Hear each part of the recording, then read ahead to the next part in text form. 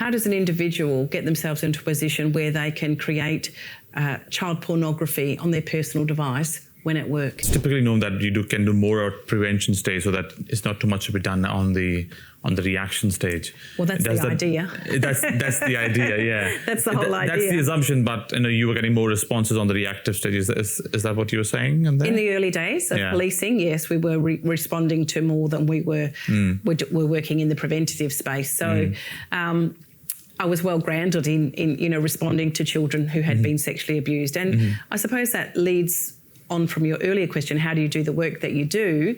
If I only did that work, then maybe it would affect me.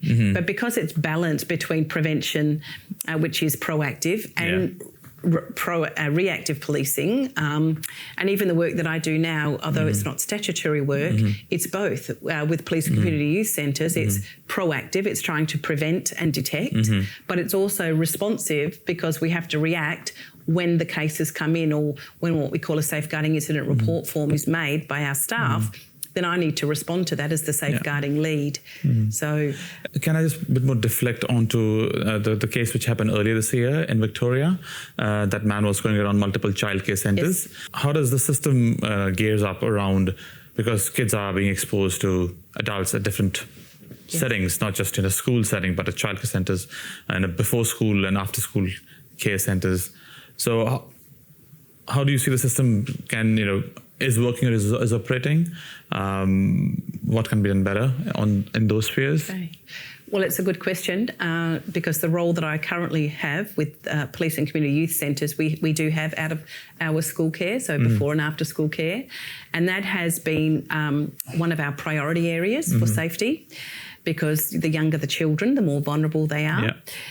That comes down to good safeguarding mechanisms. And those stories that we hear about, they're not stories, they're real cases that happened in the East Coast.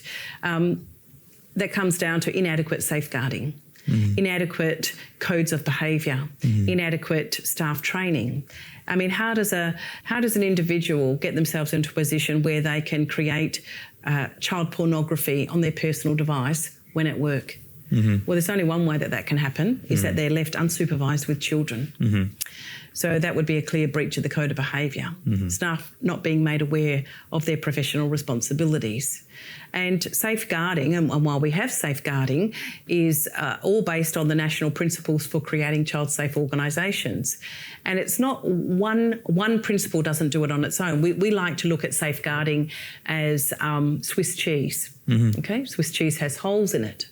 So it's not until you lay a Swiss cheese that you're going to close those gaps. And safeguarding is the same. There's not one particular principle or one particular preventative measure that's going to keep children safe. There is no 100% foolproof system for keeping children safe.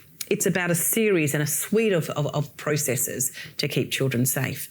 And I would say that on the East Coast and in other services where this happens and occurs, is that safeguarding hasn't been present, hasn't been front and centre of everything that the organisation does. And the Catholic Church was a good example of that. Historically, there was no safeguarding. So, an organisation that safeguards, and when I say safeguards, Dev, I mean safeguards well, not just ticks the box, but takes it really serious, will be able to provide a safer environment for children. And so I think that's the future going forward. It's about organisations and institutions making sure that their safeguarding programs are as tight as they can possibly be and are as robust as they possibly can be.